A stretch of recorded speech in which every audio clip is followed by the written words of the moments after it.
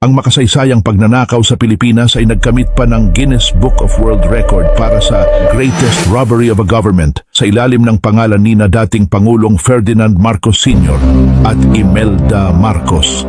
Isipin mo, habang ang bansa ay naghihirap noong panahon ng martial law, tinatayang 5 hanggang 10 bilyong dolyar ang unti-unting hinigop mula sa kaban ng bayan. Disclaimer, lahat ng impormasyong ito ay nakabase sa aking malalim na pananaliksik mula sa mga opisyal na dokumento ng Korte Suprema at mga napatunayang kaso sa kasaysayan. Hindi ito intensyonal na paninira, lalo na sa kasalukuyang Pangulo. Ginagawa natin ito para sa edukasyon at katotohanan, kaya hindi ito basta chismis o fake news.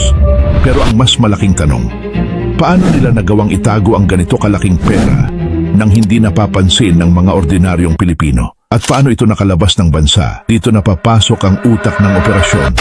Noong 1968, bago pa man ideklara ang martial law, may isang opisyal ng Credit Suisse ang palihim na lumipad patungong Malacanang. Doon, pumirma ang mag-asawang Marcos sa mga dokumento ng bangko gamit ang mga pekeng pangalan o pseudonyms.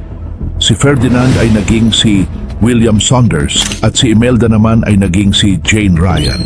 Sa pamamagitan ng mga huwad na pangalang ito, nagbukas sila ng mga sikretong Swiss bank accounts.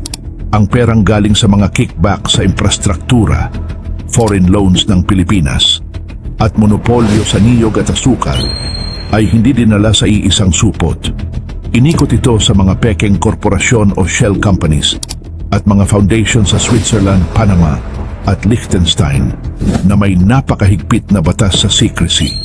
Hindi pwedeng diretso sa bulsa nila ang pera, kaya gumamit sila ng mga tinatawag na cronies, mga malalapit na kaibigan at kasosyo sa negosyo. Ang mga kumpanya ng mga crony na ito ang nagsilbing washing machine. Ang prosesong ito ay tinatawag na money laundering. Ang iligal na pera mula sa Pilipinas ay ipinapasok sa mga legal na negosyo at kapag malinis na, ginagamit na ito para bumili ng mga dambuhalang ari-arian sa labas ng bansa. Ayon sa mga nakuhang talaan, kabilang sa mga binili ng pamilya Marcos ay ang mga mamahaling gusali sa New York City tulad ng Crown Building at Herald Center. Dagdag mo pa rito ang mga orihinal na painting ng mga sikat na pintor tulad ni Picasso at Michelangelo at mga dambuhalang koleksyon ng mamahaling alahas. Pero bilog ang mundo. Noong Pebrero 1986, sumiklab ang EDSA People Power Revolution. Sa takot na kuyugin ng taumbayan, napilitang tumakas ang pamilya Marcos gamit ang mga eroplanong militar ng US Air Force patungong Honolulu, Hawaii. At dito nabuking ang pisikal na ebidensya. Ayon sa opisyal na inventaryo ng US Customs Service, nagdala sila ng higit 300 hanggang 400 maleta at kahon. Ang laman, higit 7.7 milyong dolyar na purong cash, milyon-milyong pisong bagong imprentang perang Pilipino, 24 na gintong bar o gold bricks, at mga sertipiko ng deposito sa bangko na nagkakahalaga ng daan-daang milyong dolyar.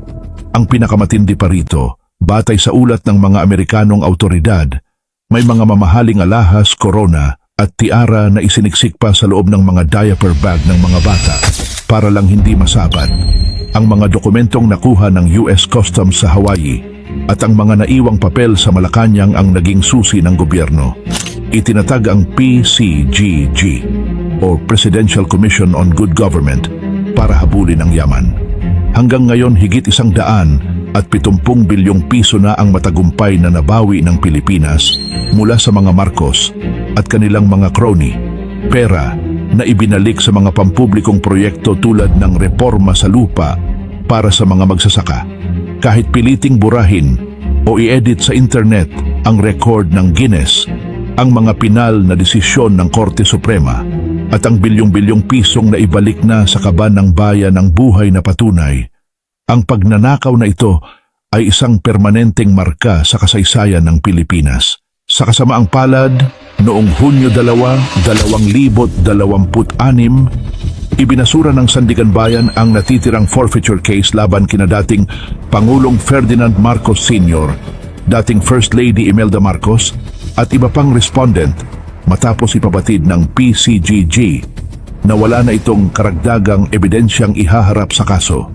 Para sa maraming Pilipino na umaasang mababawi pa ang iba pang mga ari-ariang matagal nang pinaghihinalaang nawala sa kaban ng bayan, isa itong nakapanghihinayang na kabanata.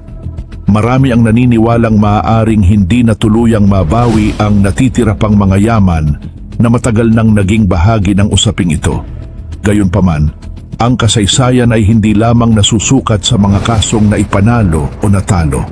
Nananatili ang mga dokumento, mga desisyon ng korte, at ang mga aral na iniwan ng panahong ito. Ang mga ito ang magsisilbing paalala sa mga susunod na henerasyon kung gaano kahalaga ang pananagutan, transparency, at pangangalaga sa pondo ng bayan. At marahil, ang pinakamalaking tanong na maiiwan ay hindi na kung gaano kalaki ang halagang nawala, kundi kung ano pa sana ang naitulong nito sa milyon-milyong Pilipino kung nanatili itong nagsisilbi sa sambayanan. Kaya ikaw, matapos mong marinig ang mga napatunayang katotohanan ito, ano ang masasabi mo sa diskarteng ginamit nila?